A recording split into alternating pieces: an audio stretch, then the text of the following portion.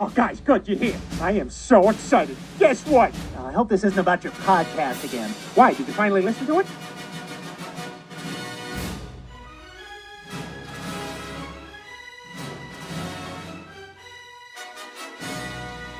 I came in like a wrecking ball.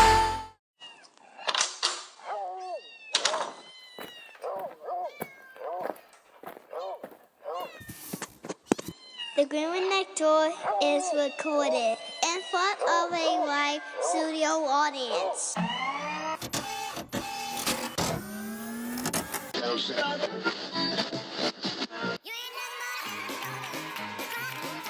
Welcome to the Groomer Next Door.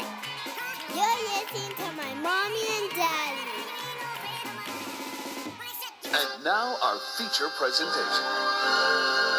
And he is your host, my mommy and daddy, Chris and Stella Green. Hello, Pups and Kittens, and welcome to the Groomer Next Door.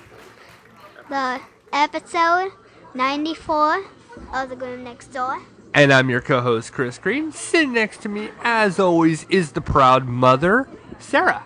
Hello. Well, this week, I have to really adjust because we have Ope, and I guess I forgot.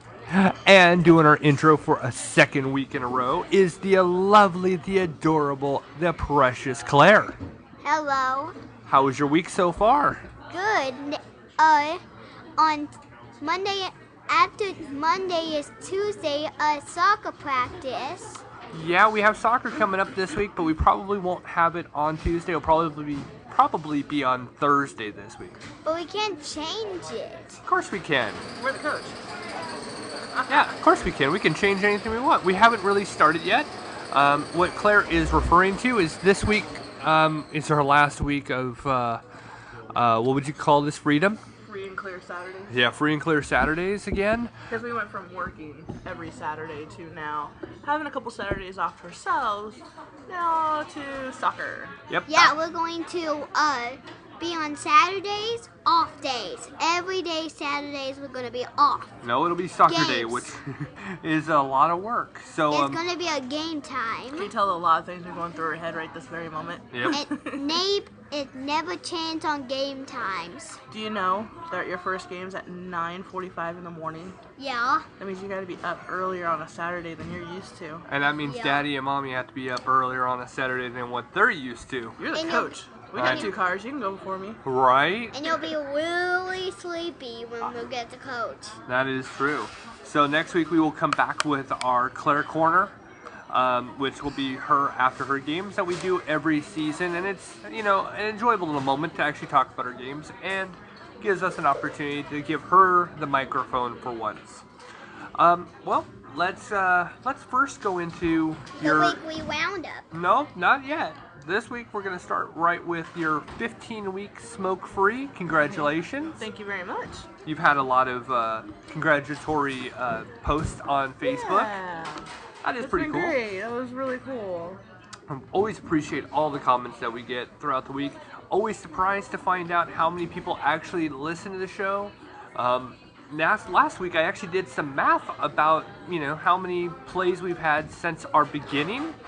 And comes out to over 17,000 plays that we've had since the inception of the show, which we're not even 2 years in, and we're almost at we're over 17,000. I think we're at 17,002 something, 3 something, I forget. But that is an amazing number. I mean, that is, when I look back on our early podcast, they didn't have sound bites, they didn't have intro or outro, they didn't have sound effects. It was, just us talking, really just talking right here like we're doing right now. And that is so amazing to know that we're actually here. So, again, congratulations on your smoke-free. I don't see you going back to that. I don't see that. I don't see why or anything along those lines. All right, well, let's dive into The weekly roundup. the weekly roundup. The weekly roundup. Yeehaw. All right, this week on our weekly roundup, well, it was a 4-day week that actually felt like 8. They always feel longer. Oh, man, when you have that extra day off, you're thinking, oh, cool, I'm only going to have 4 days a week. It's going to feel a lot easier. Not the case in our part. It felt longer. We had our Newfoundland this week. Oh, yes. Our big girl. That was on Wednesday. I mean, she's to the point where she can barely fit in any kind of crate. I mean, oh. And our procrastinator host of the show has yet to sit down and do her audio for that video podcast, which I guarantee will probably blow every other podcast that we have out of the water. Because honestly, it is so amazing, and I keep talking about it for months. But she's an amazing dog. A lot of work. Hours. Hours. We had Princess this week as well. No. What was Buster. Buster. There you Buster. go. So we usually I love the weeks that we have the Newfoundland and Buster on the same week. Yeah, we try really hard to separate the 150-pound Newfoundland and Really, that's it? Oh, I think there's she's more a than little that. bigger than Yeah, that. there's a but little bit more than that. Our 100 and some pound Newfoundland and our 100 and some pound Golden Doodle that comes in. Buster wouldn't be such a big deal as a Golden Doodle, except for he's got thicker hair than most Golden Doodles I've ever met. I can't describe the hair. It is ridiculously thick, and it takes forever to dry, and it takes forever to cut because you have to keep going over it so many times. And you can have a brand new clipper and brand new blades on that brand new pair of clippers, and it's still going to take you forever to get through it. So we try not to schedule them both on the same week, but the problem is one comes in every 4 weeks and the other one comes in every 5 weeks. They're going to coincide again. I swear. A couple times a year they land on the same week. I think that this time was a little bit more of a fluke because my first week back from Grooming Academy, I had both the Newfoundland and Buster. Well, Buster was supposed to come in the week prior, but they forgot to set up a grooming appointment. This is where Because the mistake happens. their son picked up the dog, and they forgot to make a grooming appointment, everything. So I'm like, oh man. That's how it happened. And then we try not to set any of these guys up on a Friday, where Yeah. we're at the absolute most Did we have drained. Buster on Friday? Okay, Sure I did. thought we did. I know Friday was kind of a weird off day, it seemed like. The other part is I remember Buster had different shampoo that I've yet to try, and it has this moisturizing in this shampoo. It leaves a film. Oh yeah. It was sold by a vet, right? I don't know. I don't know either. It's a specialty shampoo. It's just an oatmeal shampoo. Yeah, I mean, it left this horrible, scummy residue on it. Yes. And I was just, oh my goodness, really? It was so bad that in the tub, now this is something for all of you who actually inspire to bathe dogs at home. This is where it's going to come to a really good lesson. Certain shampoos, now I've yet to have one that's done this before, where the actual shampoo doesn't come out. You rinse, and it's still there. It literally clinged to the actual fur and stayed there. So it was so challenging to get this off. Well, it's like, ladies, if you have a conditioner that's super rich and super thick, and you're sitting there, you let it sit in your hair for a time that it says to let it sit in your hair, and then you go to rinse it, and it feels like you're rinsing the conditioner out forever. You constantly feel there's still conditioner in there. And that's the same way with Buster. Only problem is that the 130 pounds of him and his entirely thick hair make it for an extremely difficult rinse. It does. You know what? I'm really at the point now where we're getting you a microphone of your own. Why? It's just so much easier to have a mic on you and a mic on me. I want to get more lap mics. Yeah, no, I don't want to go to lap mics. I actually like the professional mic, but I gotta get you a mic. Well, That is something I'm going to be doing. I'm it sitting is here. kind of annoying to lean over the table I to talk to him. am into one seriously mic. going down that direction. So don't be surprised. Don't be surprised that next week you don't have your own mic. I didn't say that out loud. But yeah, that was a real challenge, being able to actually get him fully washed. Because here's the reason why, folks. If you're wondering, well, what's, a leave-in conditioner, is fine for hair. The problem is, if you leave in that shampoo, it will make the dog itch, create a hot spot, and then you got yourself a massive problem. And between his parents, you and I, we work very hard to stop those hot spots because that's his problem. And that's the reason why they left their groomer in the first place, is because she wasn't rinsing them good enough. And he was just getting hot spots all over the place. Which is so easy to do. I mean, it is so easy. If you're not attentive to doing a bath, you're just going to rush through it, and that dog is going to have these hot spots, and then your poor dog is going to be chewing on itself and have open sores, and then you have so many other problems that can come with that. So, yeah, that's it. What a challenge. Mm-hmm. I mean, I was working on him in the bath. I think he was in the bath for an hour. You came in and you're just like, really? You're still working on him? And I go, you got to see this. And you're like, oh no, let me give it a try. And you start working on it. You go, whoa, I've never seen anything like this before. Well, I mean, there's a bunch of signs that we look for rinsing a dog. You gotta look for if the water still bubbles. The slickness of the feeling of the coat, if it still feels like it's kind of gooey. And the color of the water that's being rinsed off. And they were all three signs. No. Yeah, well, all three signs is that the dog's not rinsed off good enough. So, when we got, I was looking, there was bubbles still being rinsed off.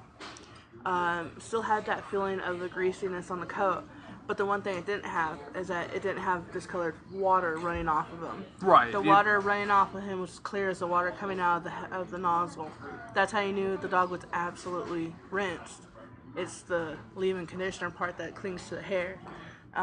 He's never used this shampoo before, and I have a feeling he's not going to be using it again. It was awful. It was awful. But, I mean, after that, he did not want to stay still. He's getting too big to get on my table.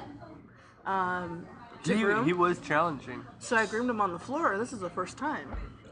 Well, he's always been groomed on my table. For the past 5 years, he's been groomed on my table. This is the first time I groomed him on the floor. And he just thought he was in control. I was like, yeah, next time you're getting back up on my table. That was fun. I think that we had a pretty good week. We had a pretty good week. Showing up earlier than.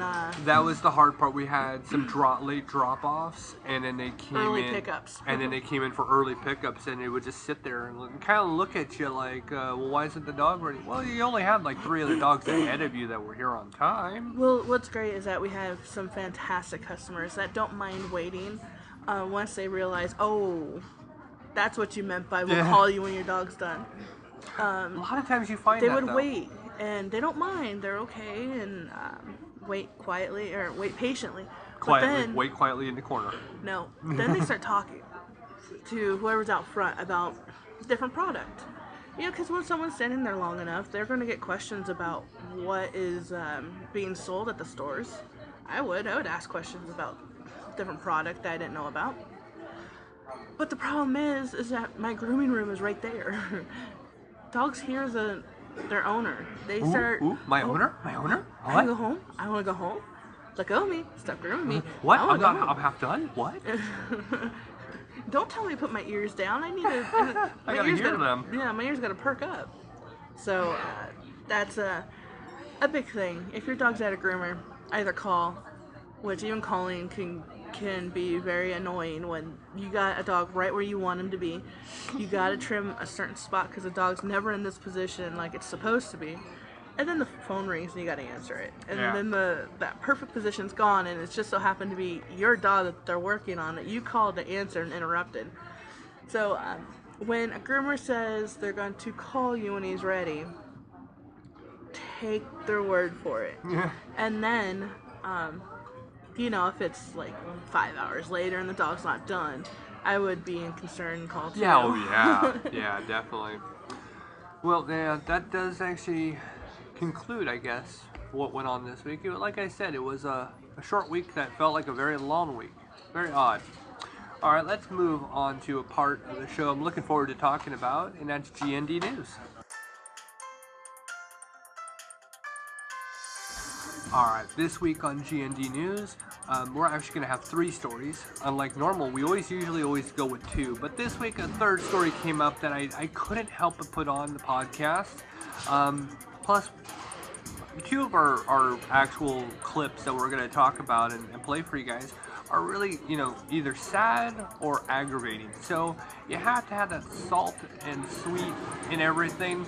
So I wanted to actually add in some funny to go with it. Plus, it actually falls into the line of something we've talked about occasionally on the podcast. So, in light of 9/11 being this past week, we would be completely out of place to not at least address, the horror that actually happened on that day. This story was very, very sad and very touching, and I couldn't help but put it in there. I wanted to do an only 9/11 GND topic, but it was one of those things. This one was so good that it was a standalone, and I just wanted to play this one for you. So it really needs no setup. So Claire, play that clip. I love to walk. He loved to walk too. He enabled me to get to my work on time. I ended up losing my sight at the age of 28. Okay, forward, Monty. Trust, that's the most important thing in a relationship with a guide dog. Easy. They give everything they have Good dog. for almost nothing, just for love. Very good. 9/11 was a normal day. Salty and we started our day very early because I needed to prepare for a meeting. So I got to the Trade Center early, like around 7. We grabbed my elevator, go to the 44th floor, and then switch and go all the way up to the 71st floor. Salty was very obedient, so he didn't even need to be tied down. I was just preparing my papers. I needed to print some documents out.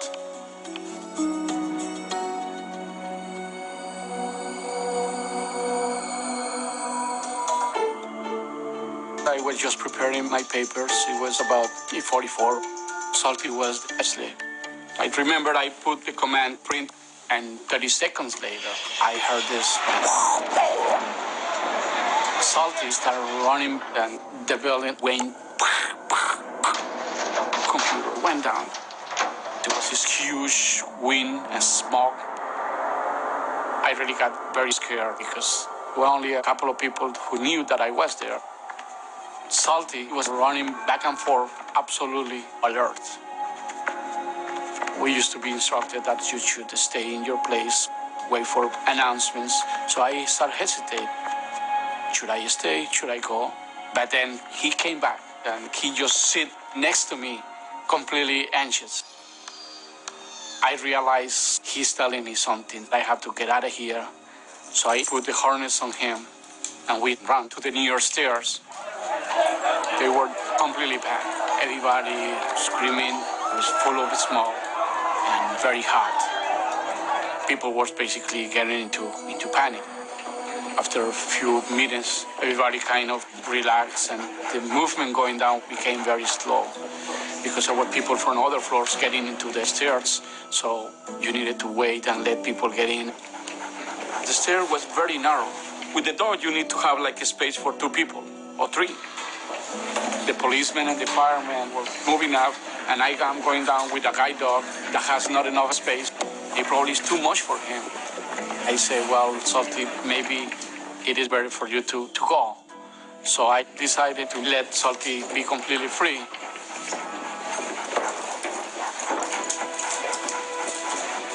Salty continued his way down.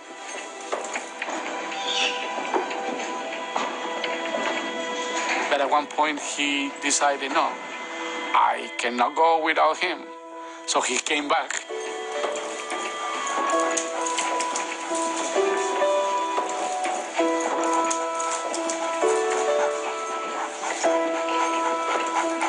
He was telling me, I am with you. No matter what, I am with you. You and I together, and that's no question. Don't even ask me. Don't even send me back. I'm gonna be with you.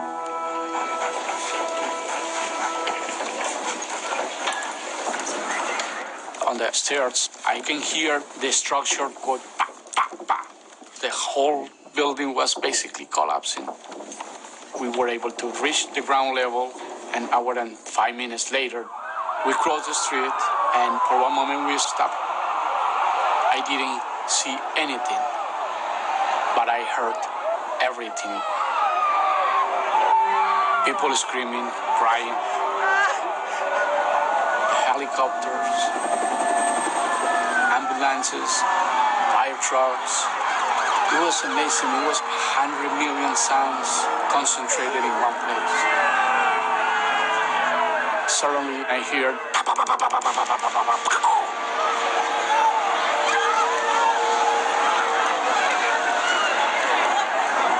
the building came down. I started running. Salty next to me, my hand was completely tied with his harness, and he was just opening the area, trying to open my pad.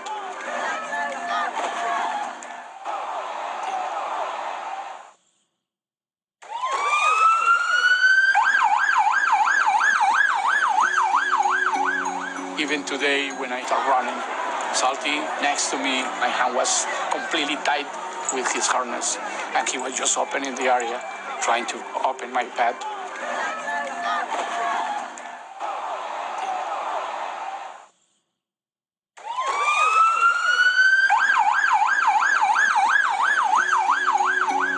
Even today, when I hear the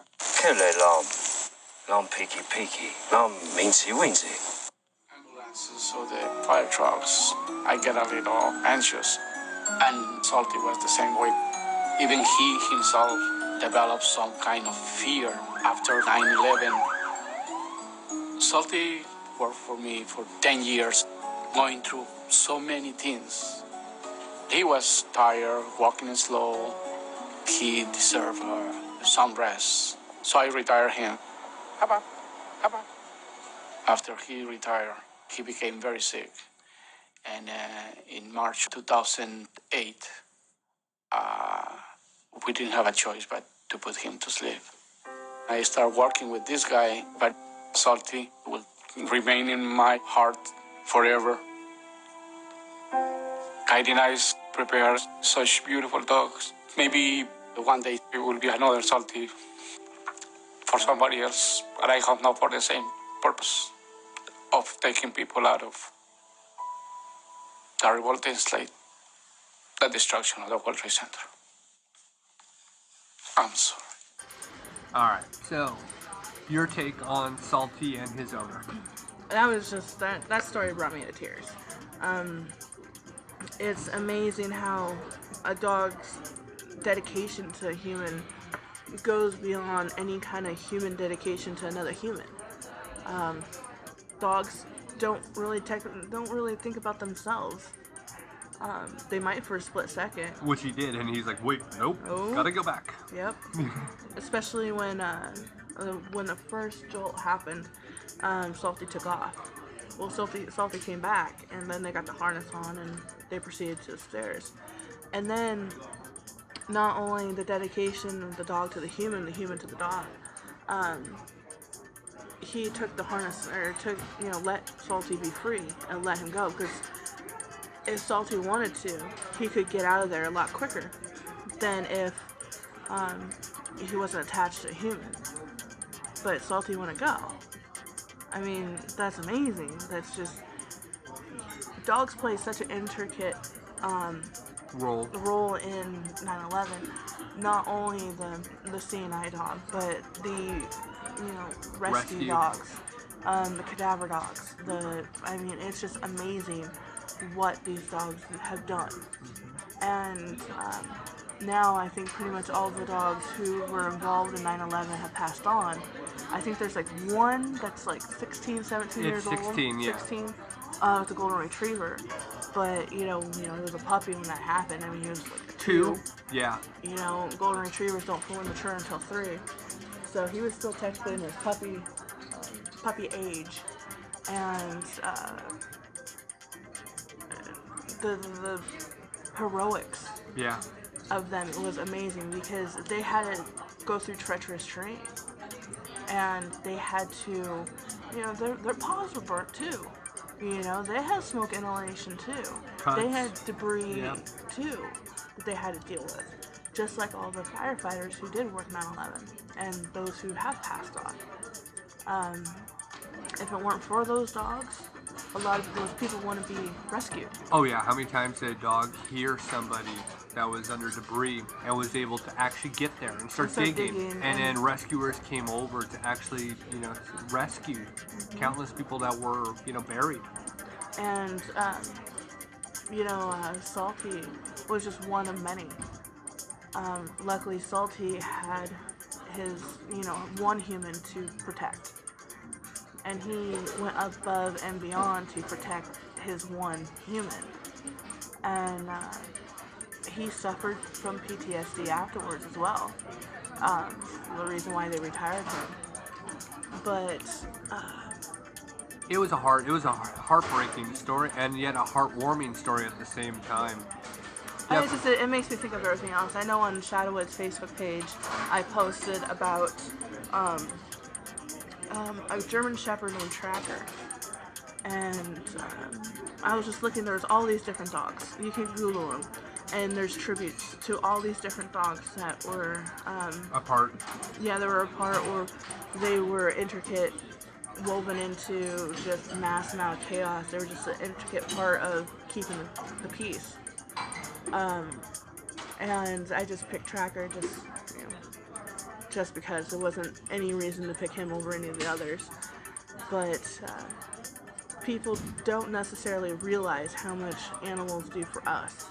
Oh my gosh. I mean, I don't know how many times we've highlighted dogs that have done so many different things to, you know, protect us in so many factions of life, whether they're working with law enforcement, they're working with the U.S. military or other countries in the military, working with FEMA and Red Cross, and, you know, there's just so many different things. Or that Newfoundland that jumps out of helicopters? Yeah, there's so many different things that dogs do, and we take it for granted. We forget all that they're doing, and the part that always gets me is how much more productive most dogs are than humans. Right. And that's what gets me. It's like, you know, I know a couple that I just look at them and go, man, a dog in one day has done more than you've done in 1 year. You know, it's just so sad.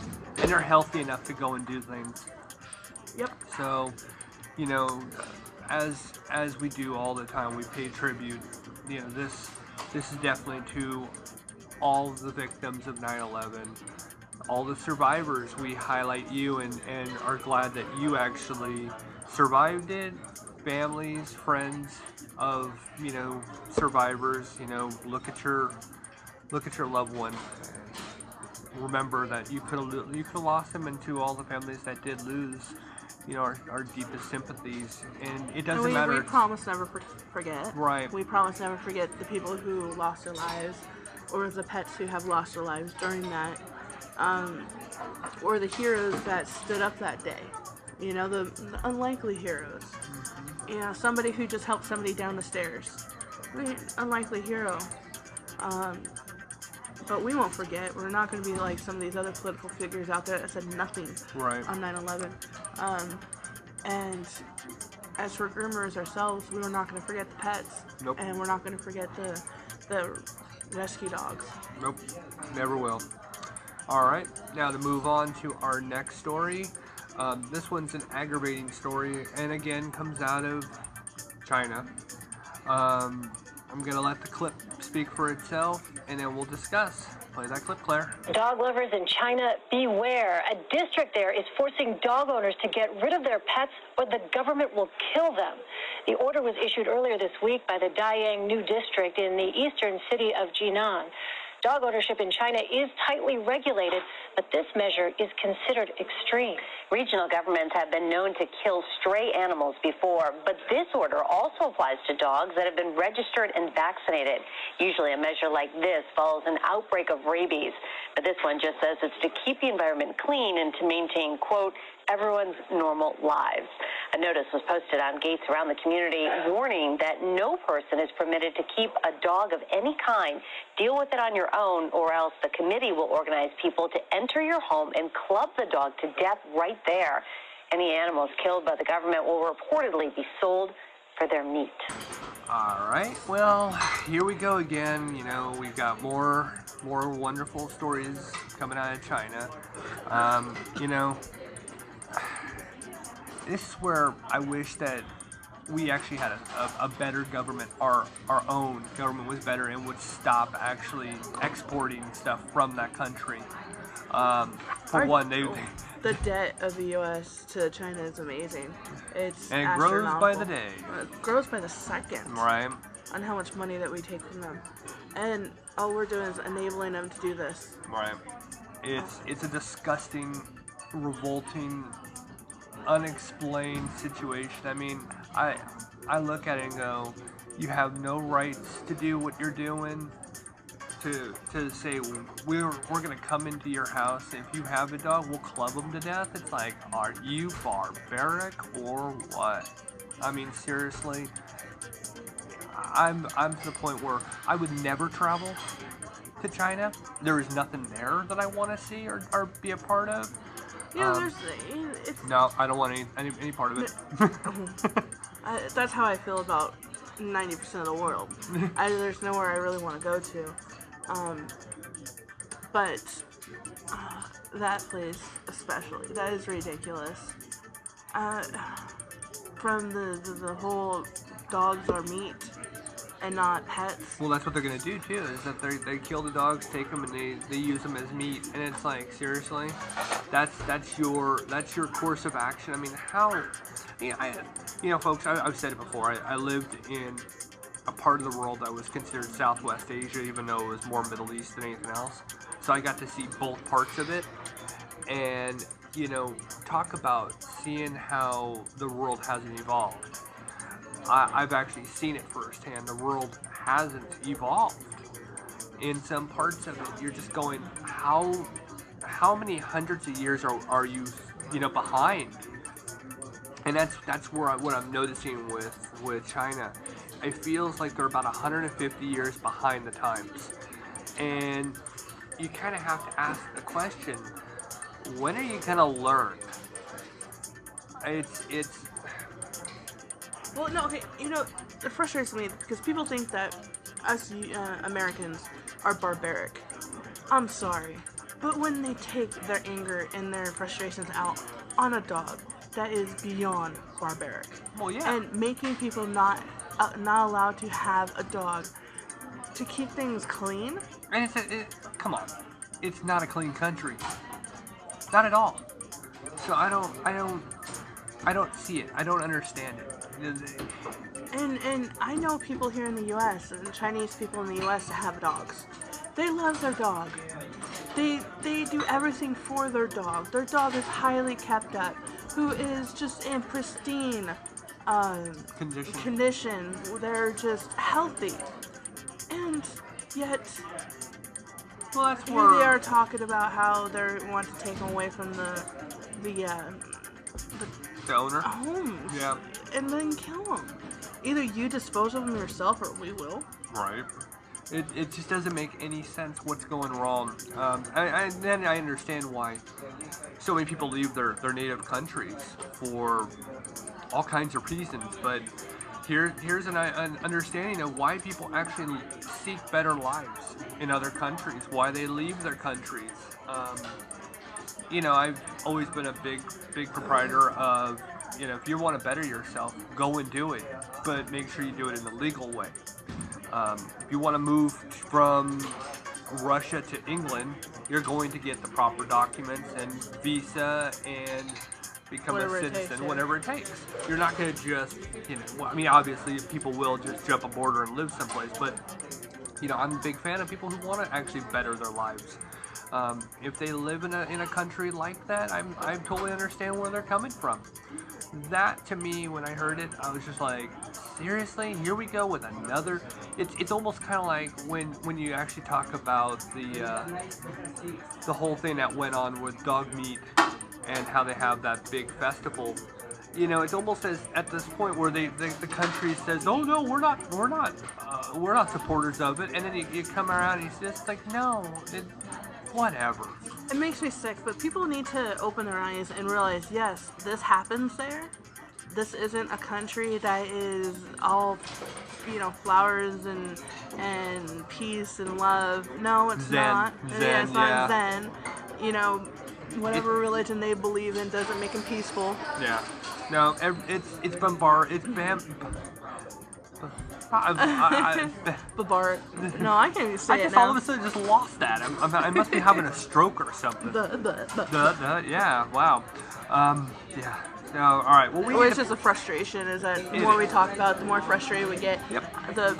It is barbaric. Thank on you. what they do and how they do it and how they don't care what others are thinking. They are the ruler. And there is no other way. It's just ridiculous. Well, we need some happiness. So let's go on to our third story of the week, which we've talked about this story. Actually, I remember talking about it right when it first broke. We've talked about it throughout every time something breaks on the story. But with Johnny Depp going to Australia and bringing his dogs, for the first time, I actually have him speaking about the situation. So Claire, play that clip. You and your wife got into some, I don't know, is it legal trouble? Is that a fair way to describe it? I mean, if that's legal trouble, it's by far the most interesting I've ever experienced. You went to Australia, shooting Pirates of the Caribbean. Indeed. And your dogs, you brought dogs into the country. Did you smuggle the dogs into the country? No, the dogs we were under the impression that we had all the paperwork done for the dogs. We were there with the dogs in front of everybody. There might have been other things smuggled.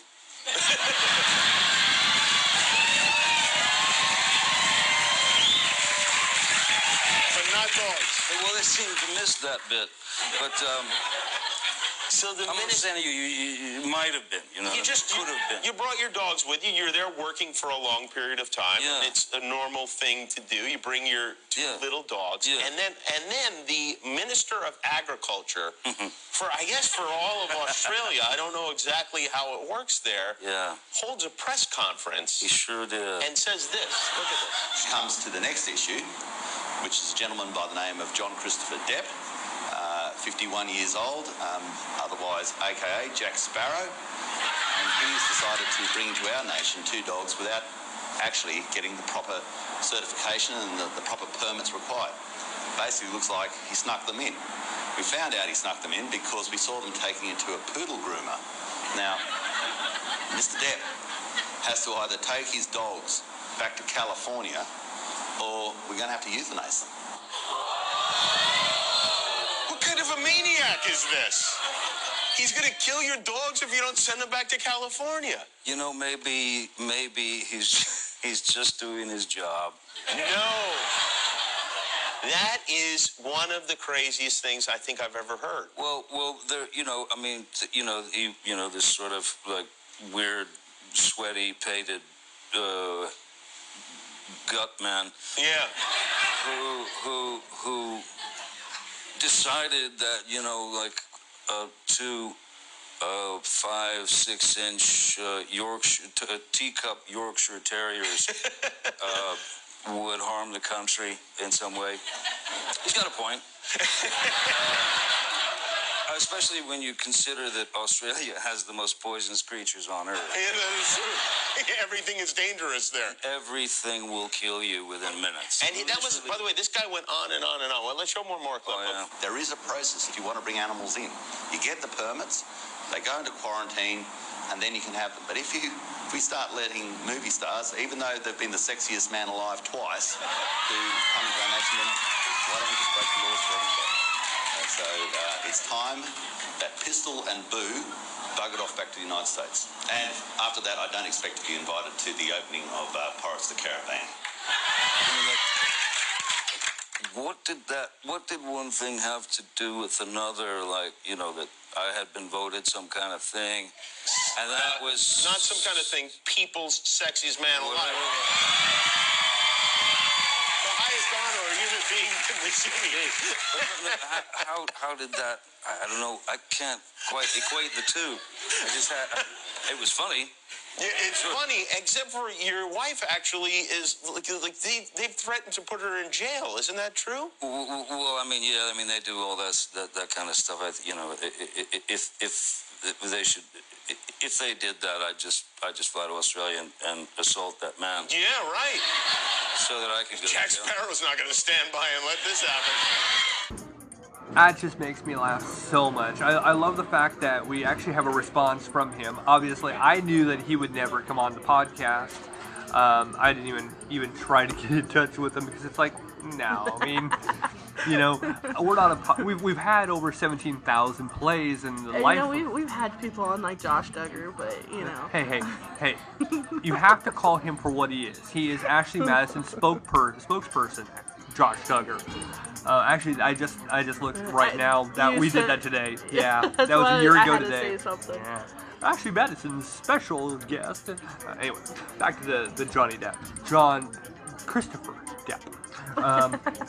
If you ever noticed, folks, he's related to me. By name only. By name only. But he's we know each other. I've seen all of his movies, so you may have recognized me from such viewing of your movies as. But yeah, I loved his response. It was nice to actually get a response from him of what happened and his opinion of the situation. Yeah, he's laid back. He's so chill, and you kind of look at it and go, really? I mean, he said exactly what we said when we first heard about this story. They thought they had the proper documentation, which completely solidifies the point that somebody did all the paperwork and they just didn't dot an I or cross a T. Or the country just wanted to screw with them. The Prime Minister wanted just to screw with them. Now, I know last week, Johnny Depp's wife, was it last week or the week before? I can't remember. She was supposed to appear in court in Australia. She didn't go. And they've now postponed the court date for, I think it's November. Let it go. Disney had a very good, song when Frozen Let It Go. This is ridiculous. This is one of those, you're making your country now look bad. It's bad enough China looks bad at what they're doing.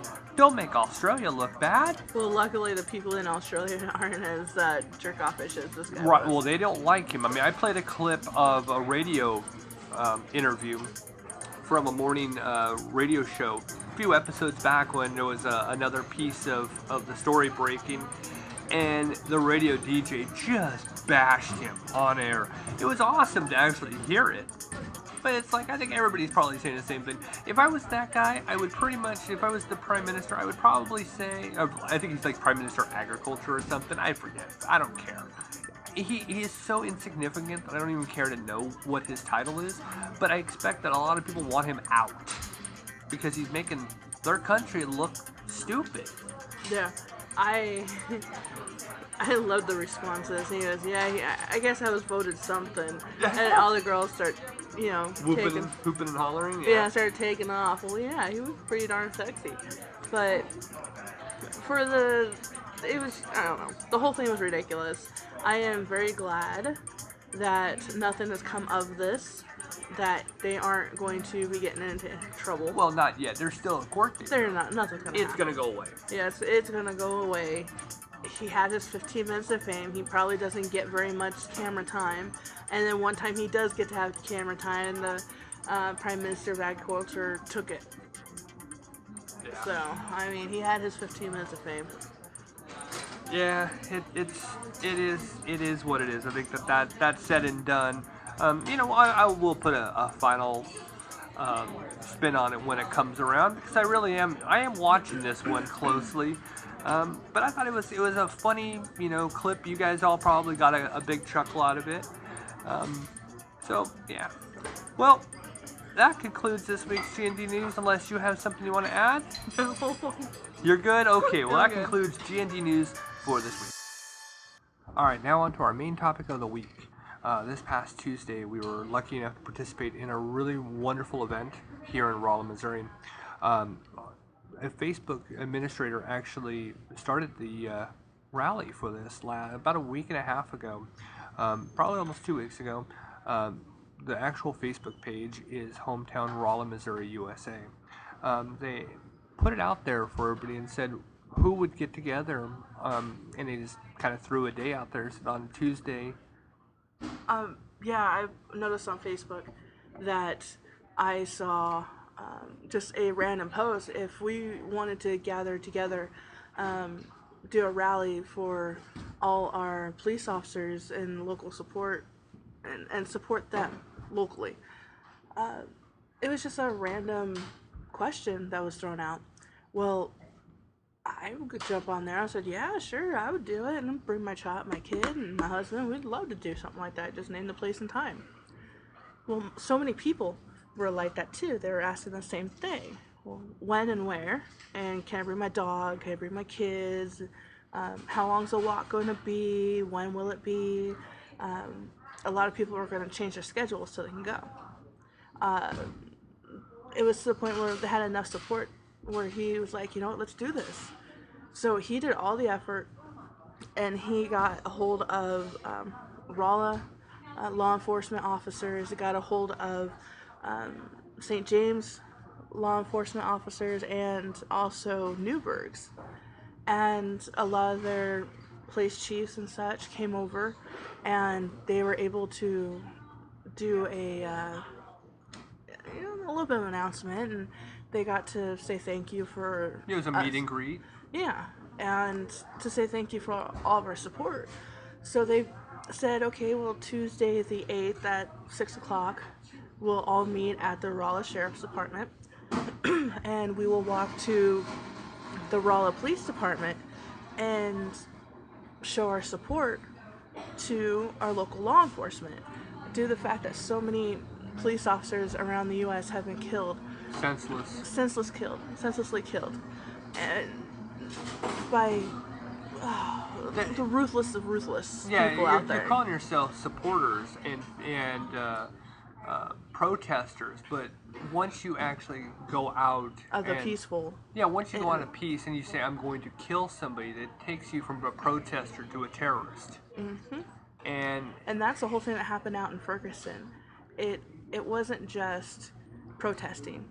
It went from protesting peacefully, which our United States of America allows us to do peacefully, to making it violent, attacking other Americans. You become domestic terrorists. Yeah. That's all there is to it.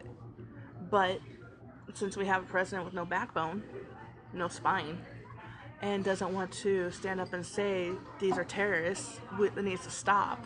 Well, it's going to continue and spread like an epidemic all over the U.S. Oh yeah, and that's what happened in Baltimore, and it's happened in other places as well.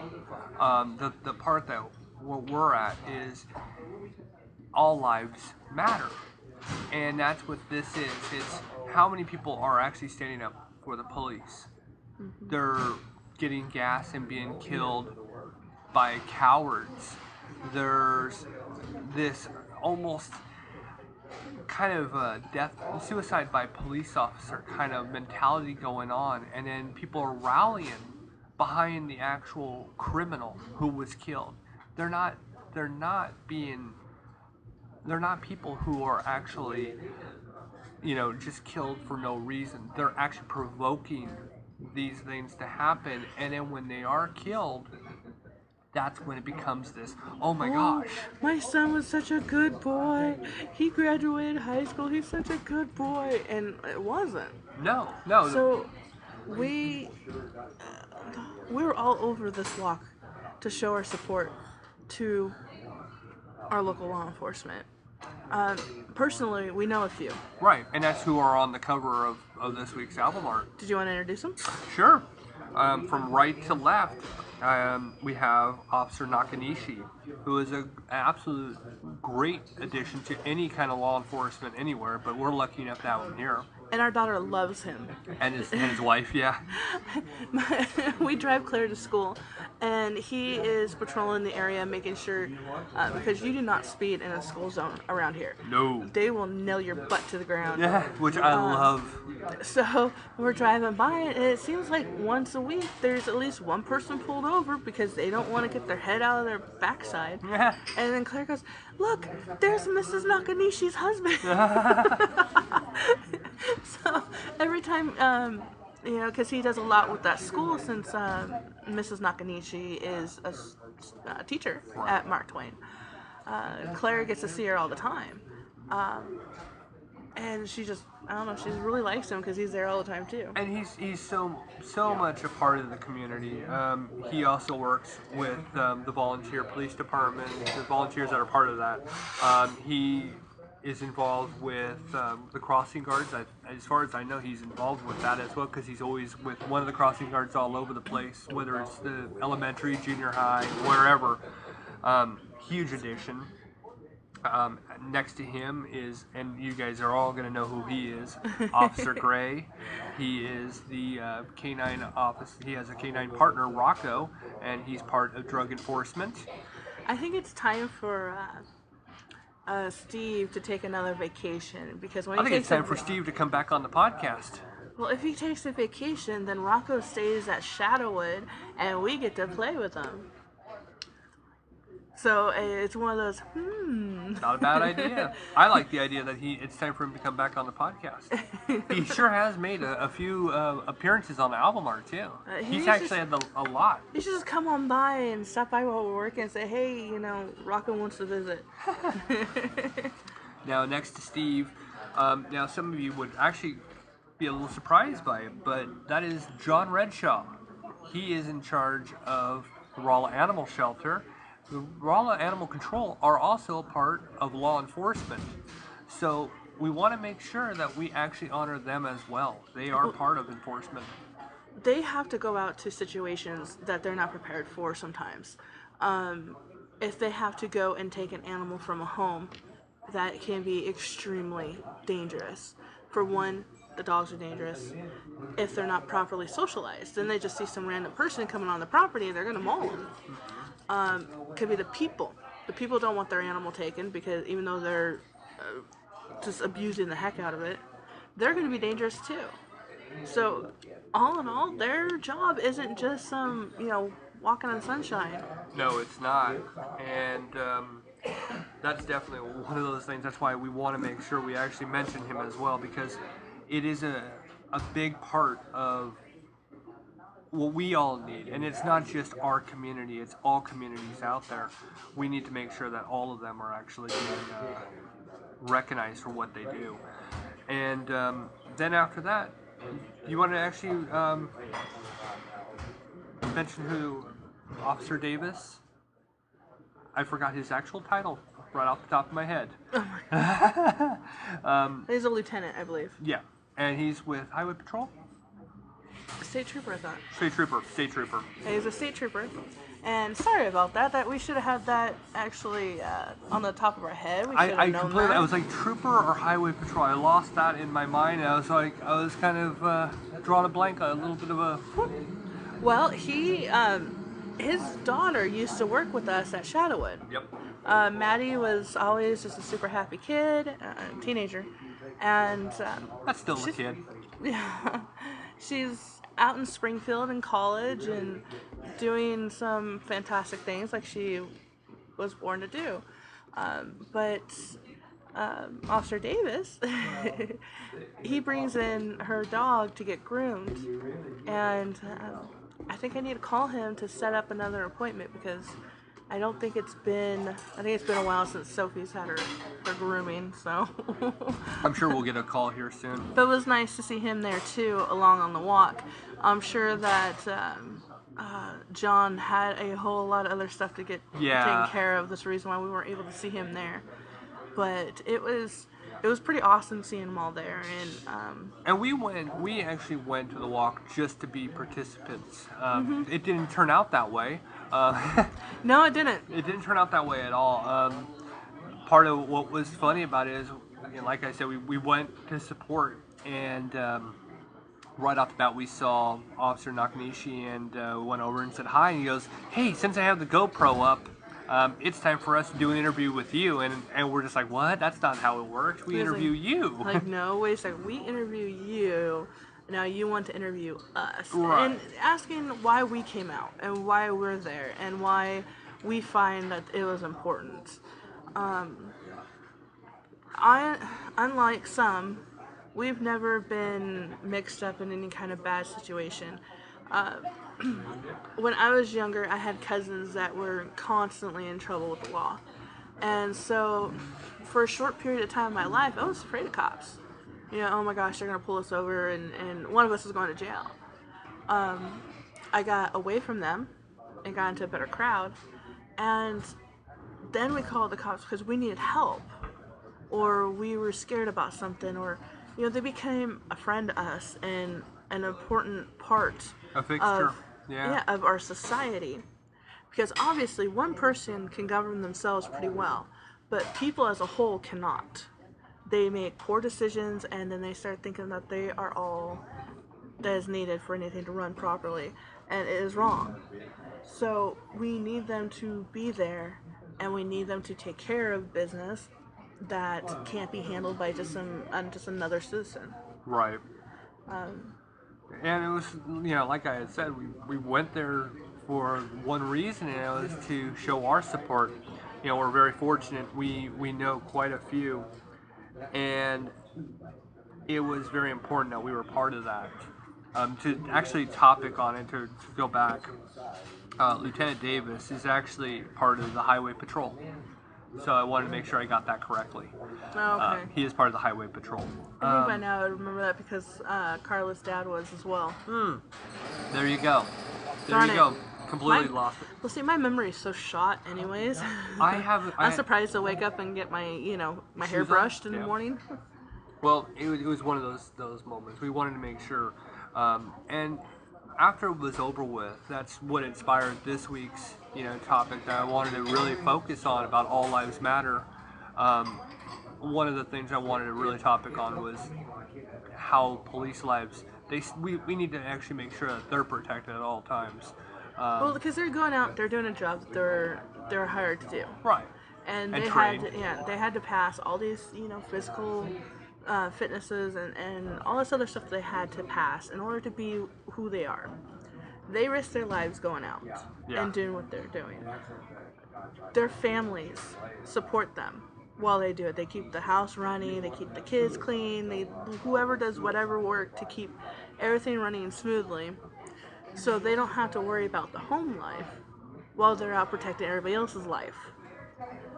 And they don't deserve to have that phone call. I'm sorry, but your husband, officer so-and-so, has been shot to death. Right. They shouldn't, or your wife, and men and women. Right. They don't deserve to hear that. No, they don't. And I know for a fact that the family know that those officers' lives matter. Her husband's life matter. His wife, life matters. And it's one of those things, one thing that does drive me nuts is I can't stand when I hear one group say that our group, we matter more than everybody else. That's where I'm kind of taken aback. Throughout the weeks we've had this it's been going on for a while though. There's different groups that say our group matters, whether it's a religion, a race, whatever it is, it matters. And the part that one of the things I want to take a stab at here that I'm noticing all over the news that you're not seeing out there is we're again hearing this specific, whether it's a religion or a race, matters. But what that only says is that only that group matters, when in fact no group outweighs any group. I don't care what we're talking about here. If you're speaking about a religion, no religion is better than any religion. If you're talking about a sex, male or female, neither one is better than the other. Right. You're talking about a race. There is no such thing as a super race. So you know. My biggest problem here is that by saying any particular group is better than the other or their lives matter more is breeding racism. It is breeding prejudice and contempt. And for everyone. Right. I mean, they are segregating everybody. This isn't just black, white. It's everybody. It's every group of religion. It's atheists against the Christians. It's Christians against the Muslims. It separates everyone. So the Catholic versus the Jehovah. It doesn't matter what you believe in or what you're born as. The U.S. was meant to be a melting pot. And it wasn't supposed to be a salad bowl. Right. Meaning that we were all supposed to come together and be one. We were supposed to be united and together. Not mixed in with each other, not just shuffled around. You know, if it doesn't work that way. Yeah, look at kids. A kid can go to a playground and play with all kinds of kids, whether they're, you know, black, white, Asian, Puerto Rican, Asian, Muslim, Catholic, Christian, Jehovah, who cares? And then it becomes one of those things that at some point these kids are taught that you are this and you... They are that. And yeah, and then it becomes this big problem. Now, where does this problem start? The parents. Yeah, it always starts with the parents. I mean, I and had then their parents, and I their had parents' parents. Right. And I had a kid on our soccer team last season. He made a reference, and right away I was like, no, that's not going to be part of this. We are not going to have a 6-year-old have this superiority complex, because I'm not going to have that shared amongst the group. There is nobody who is going to be better than anybody. Everybody is going to be equal. Not to point this kid out or anything, but when he taps on his skin, it says, you know, my color is king. Yeah. That 6-year-olds shouldn't know that. No. And if you see a bunch of kids playing together in a group, nothing's stopping them from playing. They're just playing. Yeah. They're doing what's natural. Okay. It's when a parent comes in and takes out the Muslim kid and says, no, you need to start praying towards Mecca right now.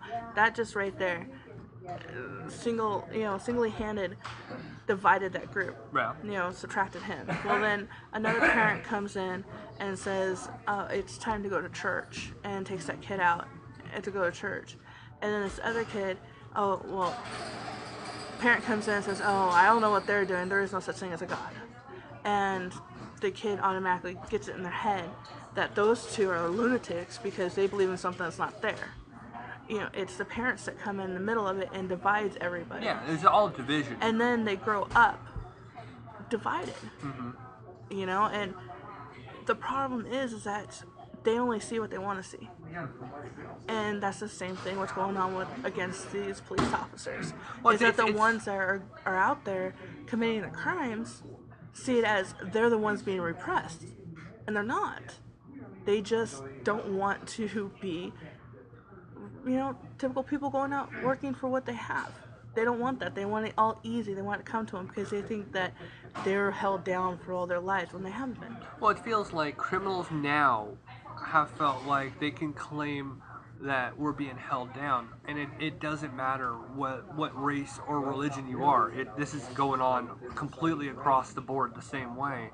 What it is that these people are going out there committing crimes and are above the law right now. That's the stand that we're taking here, is nobody's above the law. The law is there to actually all let us pull on the same rope. You know, when you decide that I don't want to pull on that rope, I want to go over here and do my thing, you're going to have to accept it. And then, you know, you claim one way or another that this is why I can do it. That's when it becomes a problem. That's where we're at. And you have groups now, and it's honestly all kinds of groups that are actually saying, I deserve these rights and you have to accept them. You have to, I'm this religion and it's against my religion to do this. Well, it's against my, you know, I'm being picked on because I'm a certain race. I'm being picked on because I'm a certain sex. I'm being picked on because of my sexual orientation. And then what happens from that is that one group says, well, why is it okay for that religion to have that right, but it's not okay for my religion to have that right? Yeah. Why is it okay that, that race can do that and my race can't? Why is it okay for that race to sit on their hands, but I have to get up and work? Yes. Why is it that religion can take that day off, but my religion can't? And so we're just dividing and dividing and dividing to the point where that it's going to be every single American against every other single American. It's very dangerous. It's like factions almost. Right? But what's great about this walk that we were on, we saw all these people and they asked us to wear blue. And I guess some people didn't get the memo or didn't have something blue to wear. But here we all are. There's tape, blue painter's tape across the back windshield of all these cars in support of the fact that they remember the officers that have died in senseless acts. And it needs to stop. It does. I mean, there is no, and that's what this is all about. There is no such thing as one group outweighing any. I'm tired of these factions. I mean, not to sound like like a movie, and I'll leave that movie out of it. But it is where we are, and all lives seriously matter. And I've heard it this week alone. I've heard it from different people, political people, people of celebrity value, people from all kinds of walks of life talk about it. And it seems like no matter who's talking about it, there's some lost in translation. Plain and simple, there is no life that matters more than any other. Life is life, and it all matters. Whether you have 2 legs, 4 legs, fur, no fur, color of your skin, or the value of your religion, or who you plan to spend your life with. It doesn't matter. It's funny. Dianne Feinstein, a California representative, she has a permit to carry and conceal. Yeah. Right? But she fights to have all guns banned from citizens. So she right there is saying that her life is more important than our life, because it should be okay for her to protect herself, but not okay for us to protect ourselves. I mean, this superiority complex has started all the way up from the top. Yeah. Other people's lives are more important than us. So political people don't care. They don't care. I'll take your political figure and I'll one up you. Ben Affleck was on, he was on a talk show, and Bill Maher, and he actually had mentioned about concealed weapons. He's anti-concealed weapons, but he openly comes out and says, well, I have weapons, you have weapons, we had to protect ourselves because of the person, the people we are. Because we're so known and we're famous, we have to protect ourselves. Well, why does that mean that you're allowed to protect yourself and your family? What makes your family more important than my family or my neighbor's family or whomever?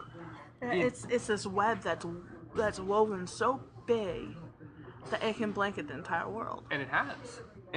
It's starting to just, our whole existence is we care only about the Kardashians.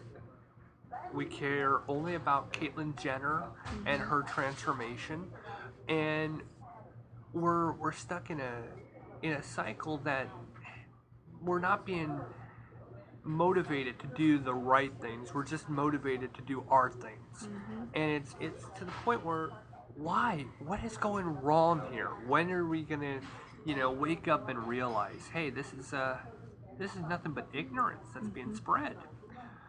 So that's where it really was a very important thing to talk about it. It's off the beaten path of our normal discussion, but, I was so inspired this week to actually talk about it that I wanted to actually mention it.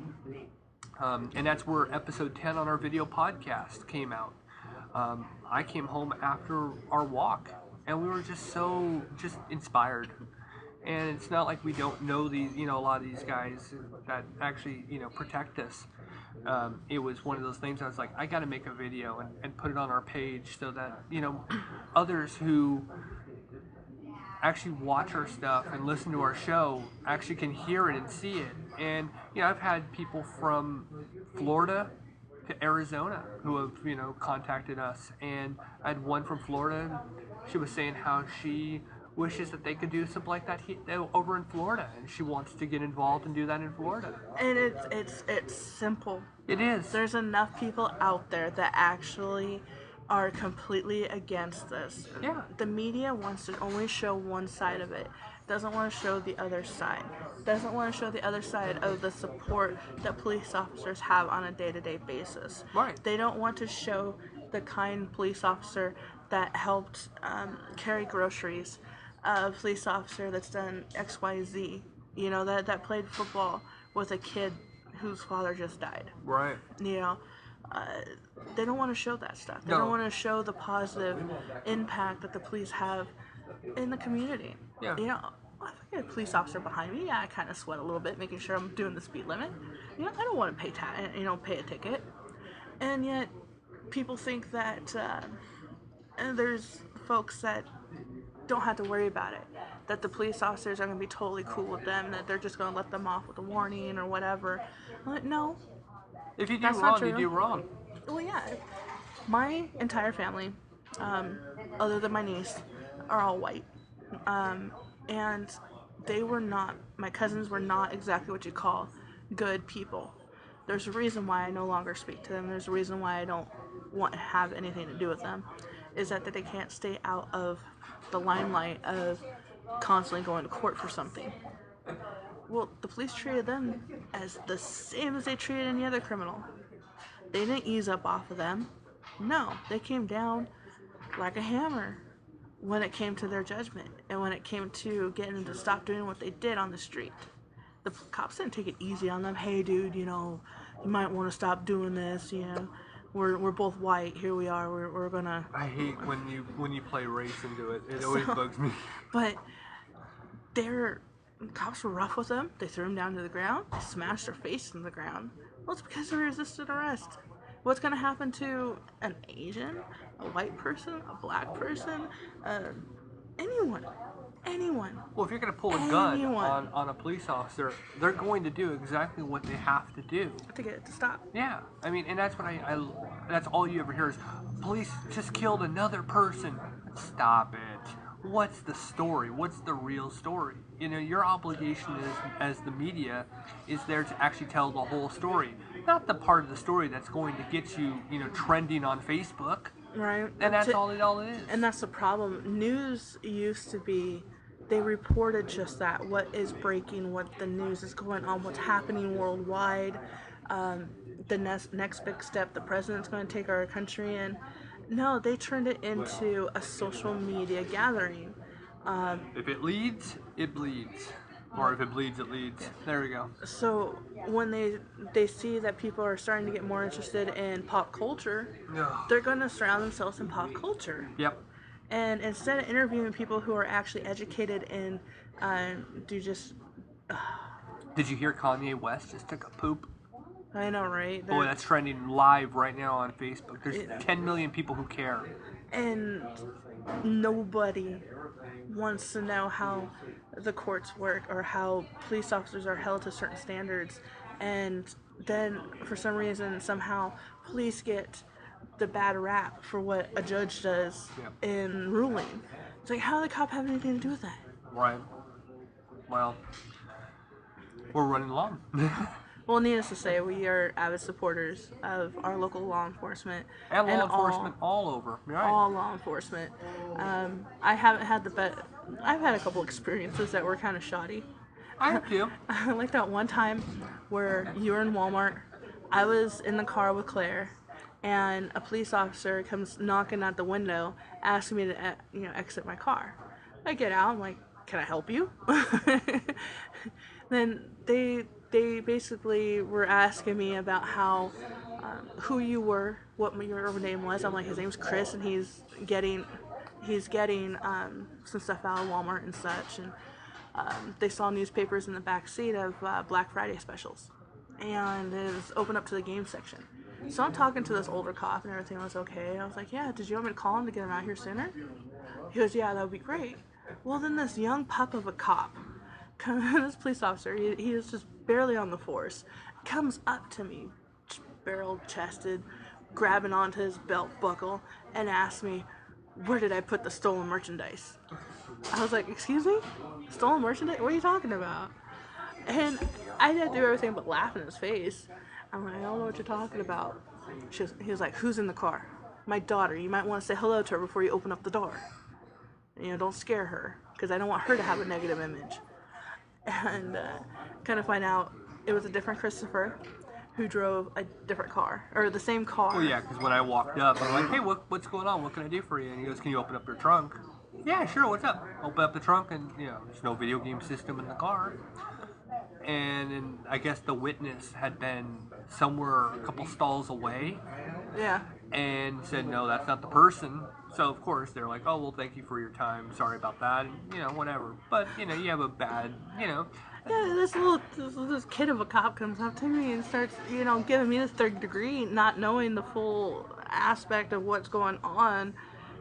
Everyone has bad interactions every once in a while. But doesn't mean that their lives are less than mine. Well, yeah, it's not. They're doing their job. Sometimes it can be a little difficult. Sometimes they have to treat things a little bit more severe. And maybe they're new at it. They're humans. That's it. They're humans. They make a human error. They make human mistakes.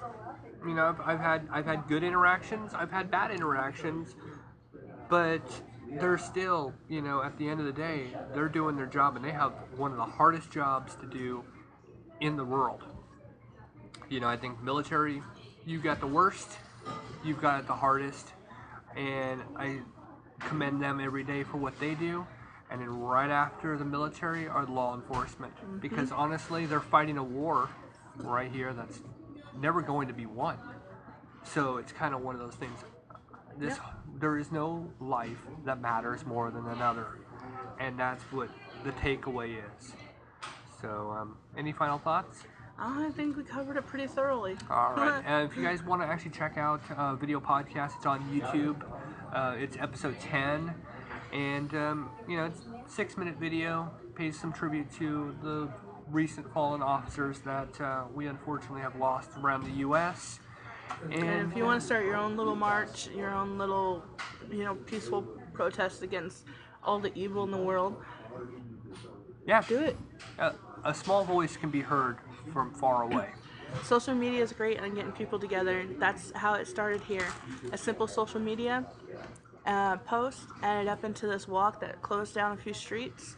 And some people were a little aggravated, but hey, you know what? If protesters can do it out of what they felt like was a wrongful death, then people who are peacefully showing that they support the police officers can do it too. All right, folks. Well, I'm Chris Green. Have a fantastic week. And I'm Sarah Green, making sure everybody realizes life is so short. Play with your pet. Claire. Hey, my name is Clay Green, and play with your kittens and have fun with your dogs. Bye-bye, everybody. Okay, gotta go in my bedtime. Was without doubt the worst episode ever. Rest assured that I was on the internet within minutes, registering my disgust throughout the world.